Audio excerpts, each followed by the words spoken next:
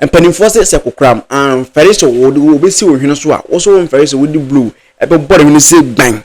Now the news is very simple. Enche bia na video any footages eba abontia na abaye bia ne kunu abefo na free Africa de na kwa brocha busia na omo tweet ni kunu si ne ho mfa no na still na o insist ni kunu akodi no ngongonsa.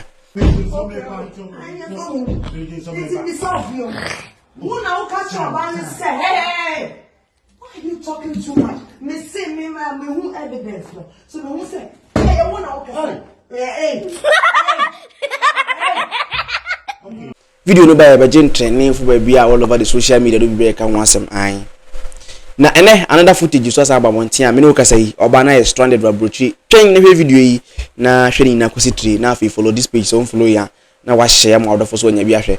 Na eyi na yesu this specific video is very important for you guys. Kindly watch to the end and subscribe to this platform on YouTube, Facebook, Salif Abdul, and TikTok also Kama Studios. Now, I'm informed more than 7 years. Less than a week, and videos and footages by Bontia.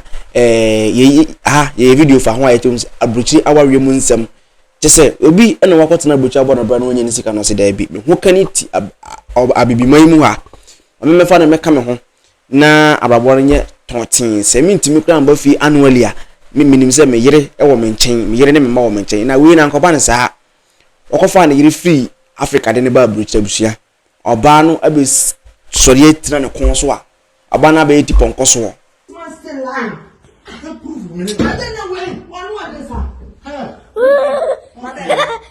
what's okay? Go and sit down. Go and sit down. Go and sit down.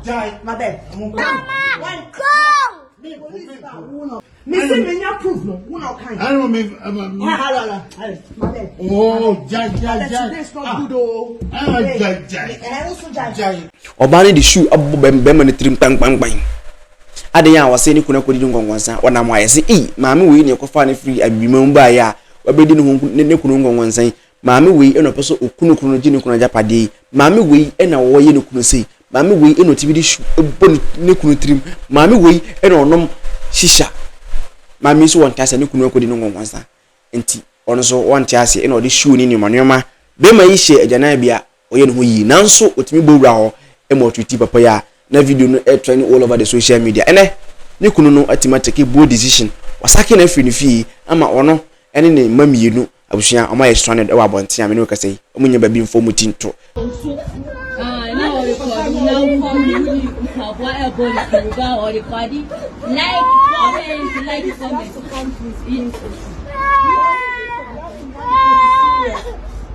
they say the omo na mantenten no na omo hwe de ekoso aye abonten on pe video mutiato na wey e na Ghana for bebre na e ka ho asem na me de som we this platform Ghana for bebre na so mo kana busia very simple almost say oba besia you are married to be submissive to your husband, you are married to comply and obey to your husband's rules and regulations. Yes, see obema be what oba no mu na be ye honam cross. So you guys are coming together, form and become one being, and that is whereby understanding need to come between you guys. But we na nkoba nsa abusia me say,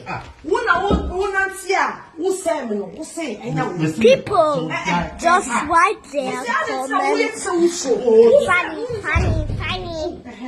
Funny. All is good? Are you okay? Okay. Are you okay? Hey, me say. oba no ye na just only submissive to her husband. She thinks say abrocheni you can't say right. Women know their right. Women has the power. Women have their power. They have the supremacy when it comes to human rights na abusuan na Africa ye de entisa no abroche de no say woduru ho no I know my right, I know my left, I know my forward, I know my back. People are in the house they want to fight with me.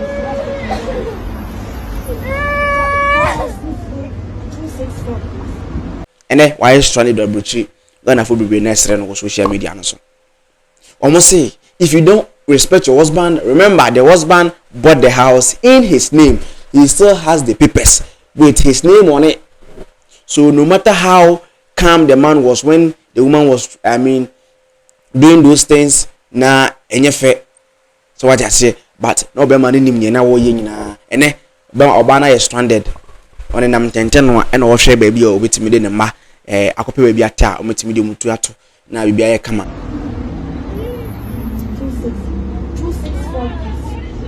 Yeah, beleba mama. Is why stand we brush abusia me hu adwo che comment section ase. Again and adwo fa ase me Ghana for we na ase the be man a very good decision because at that moment no sanka or retaliate ya the woman would have called the police and then report said ni kunu den saka no but wanyesa he was very calm and then now the woman is out of the house because he said any man wo ye ni be man ani njo. Kindly leave your opinion under the comment section wa share videos am do force when you be ahwe ni nyina yesu ade afim san say ade we no it's a very long way so when you are in it you need to learn and then do the rules. Remember watch your comment section as I go by the name Sticky the Superstar. If this is your first time I will share videos kindly follow us on all the social media platforms. News say trend social media on near board and some way camera studios. Thanks for watching and finally out.